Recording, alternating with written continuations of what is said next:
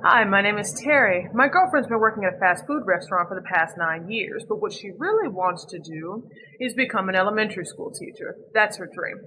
So every day I'm going to be coming on here and telling you guys stories of things that I think are cool or interesting, and then I'm going to teach you a little bit of Spanish until I can earn enough money to send my girl to teaching school or until she finds out about this channel. So, today we're continuing our series on the life and start of Steve Jobs. Previous personal computers like the one released by Adam Osborne in 1981 were okay. But okay wasn't good enough for Steve Jobs. He wanted beauty, perfection, and something that transcended the limits of what we ever thought was possible. He wanted to do the greatest thing possible, or even a little greater. His main focus wasn't money or competition, it was perfection. The Macintosh applied graphical user interface to word processing. The result was revolutionary. After the Mac's debut, Jobs pushed his childhood friend Woz out of the company. He knew he needed expert help to rise to the top, so he reached out to John Sculley, who was the CEO of Pepsi at the time, and asked him to help run Apple. In a cruel twist of fate, Sculley and the board ended up forcing him out because he wouldn't listen to anyone's advice. After this ordeal, he was forced to do some soul searching. First with his birth family, and then regarding his Apple family who had betrayed him. He went on a vision quest, traveling to Italy and to what was then the Soviet Union. He contacted his biological mother and met a sister he didn't even know he had named Mona Simpson. He also got to know for the first time his daughter Lisa. 2 years later, he picked himself up and started a new corporate venture. He created a new computer business called Next, which was meant to grow and push the old one out of business to get revenge on the Apple guys who had forced him out.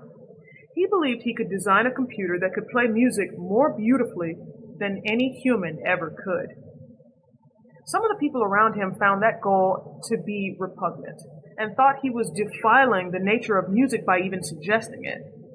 For Jobs, though, it made perfect logical sense. Technology had to make everything better, and it was sacrilegious to think otherwise.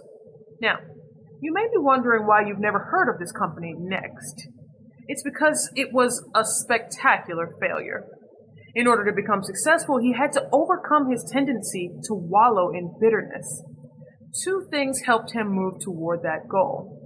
First, he fell in love with a woman named Laureen Powell. The resulting family that came from it brought stability and maturity to his life for the first time. Secondly, he acquired Pixar.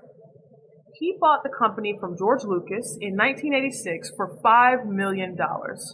He developed an animation studio and then turned to Disney to make a deal for distribution. After that, Toy Story emerged, and Pixar went public. Jobs turned that $5 million into billions, which he added to his personal fortune. He successfully did with Pixar what he had tried and failed to do with Next. His became an ultimate comeback story, and all of a sudden, people in the business community were praising him again. In 1996, Jobs convinced Apple's leadership to buy the software for Next for $400 million and use it to build a new operating system.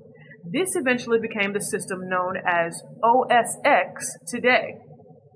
Apple named Jobs an informal advisor, and soon the board hired him to reassume leadership of the company.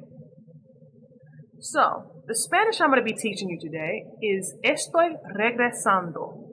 Estoy regresando. And what that means is, I'm coming back. If you like this video or you learned something new, drop a like down below. If you have a specific topic that you'd like to see me cover, drop me a comment. And if you'd like to support this work that I do, there'll be a link to the Cashapp in the description box below. We'll see you next time.